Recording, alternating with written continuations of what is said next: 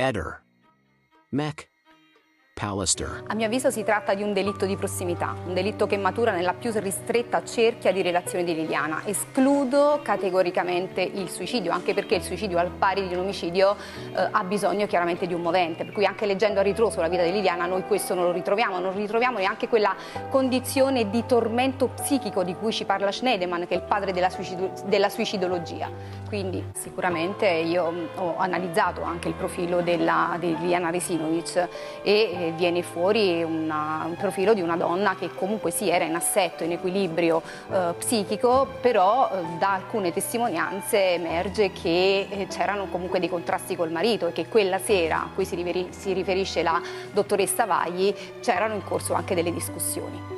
Secondo la procura Liliana sarebbe stata ripresa da un'altra telecamera di un autobus in piazzale Gioberti.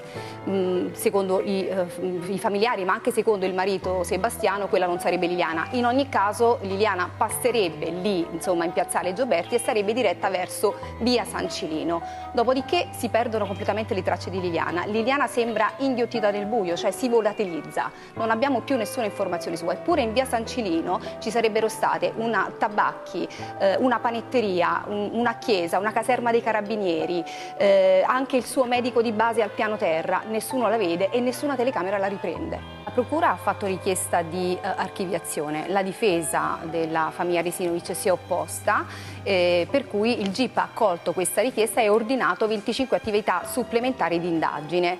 Tra queste c'è un accertamento medico-legale con eventuale esumazione del cadavere, cosa che la dottoressa Cattaneo, che è la consulente nominata dalla procura, ha fatto. Quindi è stato riesumato il cadavere e ad oggi sono in corso gli accertamenti medico-legali. Che per la famiglia portano a escludere il suicidio. Sicuramente l'azione di terzi. Anche le formiche assumono un comportamento anomalo, cioè localizzano il cadavere però non lasciano delle lesioni. Secondo l'entomologa forense Fabiola Giusti questo può avvenire per due motivi: o perché il cadavere viene posizionato lì in un tempo sicuramente più recente rispetto a quello che indica la procura, oppure perché il decesso della donna avviene in un tempo antecedente al ritrovamento, il corpo poi viene occultato in un luogo a basse temperature, per cui le basse temperature avrebbero creato sulla cute di Liliana delle modifiche citologiche che non hanno reso più appetibile e attrattivo quel corpo. Non hanno mangiato il corpo, cioè il motivo per cui sono uscite dal loro nido. Se accediamo all'ipotesi che Liliana sia morta il 14 dicembre, come ci dicono tutta una serie di elementi circostanziali, cioè il fatto che Liliana avesse gli indumenti perfettamente puliti, senza nessun danneggiamento, che avesse preso gli integratori vitaminici poco prima del decesso, che fosse perfettamente depilata la sua cute, le ascelle, insomma le linguine.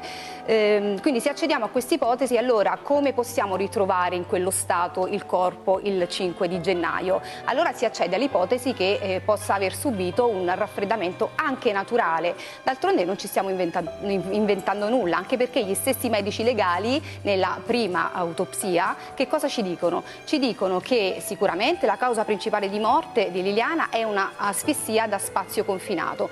Poi però parlano di due concause di morte. Una è uno scompenso cardiaco acuto e l'altro è proprio una ipotermia da ambiente esterno. Quindi evidentemente dei segni sul cadavere li hanno trovati di questa ipotermia. C'è anche il mistero della borsetta.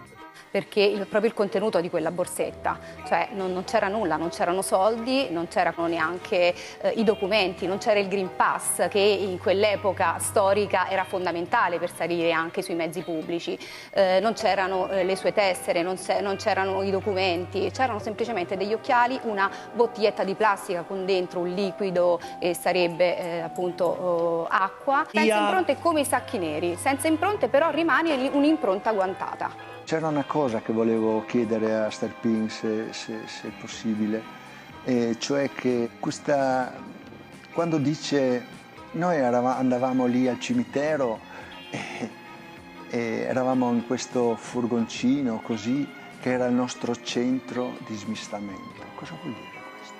Nel 2020-2021 i rapporti telefonici si intensificano, rapporti da centro di smistamento si intensificano, perché il giorno dopo sarebbero arrivate alle telefonate da centro di smistamento. A quanto pare, Sebastiano, di centro di smistamento parla il tuo amico, non certo Serpin.